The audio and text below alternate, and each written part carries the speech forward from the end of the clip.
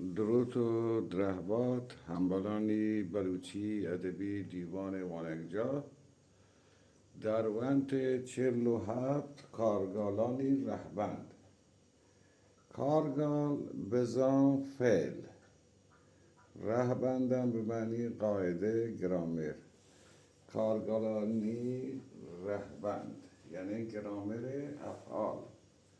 ما لوتیم معی در ون کارگال باره با گپ بزنیم. کارگال هما فعل در زبان فارسی. ما پا ای خاطر که شما وشتر سرپد ببی و تی گالردان ما فارسی لکته. فعل در زبان فارسی و زبان بلوچی از مصدر ساخته می شود. ای اولی گپ این که فعل چه مصدر ادبی. مثال برای زبان فارسی: مصدرهای دیدن، خواندن، رفتن، خندیدن، نوشتن. شان مصدرم که ایچان ما فعل ارده کنیم یا کارگال ارده کنیم. و علامت مصدر در زبان فارسی نونه. در خواندن نون ها، رفتن نون ها، خندیدن نون ها، نوشتن. و در زبان بلوچی هم فعلها از مصدر ساخته می شود. مصدرهای بلوچی پدرور گندگ، وانگ، روگ، کندگ، نویسگ. و علامت مصدر در زبان بلوچی گی، یعنی کلماتی مثل مرگ، روگ، نندگ، پادایگ شان تمام آخری آبش گی که ای گی هنی مصدر نشانه. ما فارسی نونه و ما بلوچی گی. مصدر ما زبان بلوچی په سه شکله، به سه صورته. یک شان ما گو مثال باشیم. نندگ ایده ما باشیم که نشستن با میل خود، یکی وقتی منندی. نادینگ یعنی نشاندن، تو یکی منندینه. و ننداینگ یعنی مخاطب به دستور گوینده شخص دیگری را می نشاند. درور و مثال پا ای اولی نندگ مثل روگ، نندگ، وارگ. و ایشان نادینگ درور مثل درگ و برگ و چندگ. و ننداینگ مثل جناینگ و ننداینگ.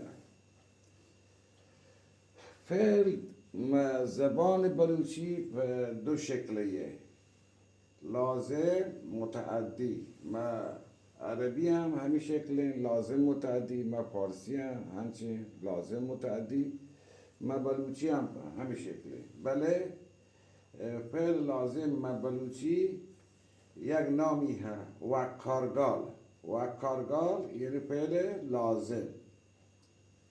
کشکارگال یعنی فعل متعدی. و کارگال فعل لازم، کشکارگال فعل متعدی.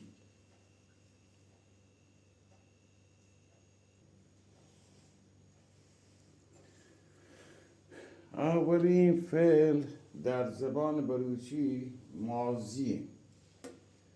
ماضی بلوچی گوشن گوست. اولین فعل در زبان بلوچی ماضی ما گوشین گوست.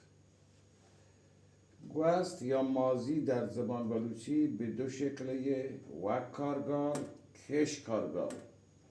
و کارگال لازم، کش کارگال متعدی. حالا یک مثال ما یاریم. درور یعنی مثال برای لازم یا و کارگال. مصدر ما روگی. من شتم، تو شته، آ شد، ما شتی. ایده نونی تکنی. ما شدی ای پیمان وشه ای پیمان وشه ما شدی شما شدید شدند ای من تو ما شما که تغییر کن ای شد مدپا یکی تکرار بی بس ای شناسه آن ای این ات انت شامپر تگل برن و همه گوست یا مازی متعدی یا کشکرگاه درباره یاری من برد تو برد آیی برد ما برد شما برد آیان برد وشی که در افعال متعدی یا کشکارگال فعل همیشه به یک صورت به کار می رود ما تمامشان نوشته برد سیدان برد ایده سیدان ایده ولی زمانی که کارهای انجام شده زیاد باشند در آن حالت برای بعد از آن انت و انت اضافه می شود ای دروند تا همده ما حلاسی کنی انشالله دیگه دروندی و دیگه فعلی امیدم که شما واش سرپد میبی بتونی دیگه درور هم بیاری سلامت باشید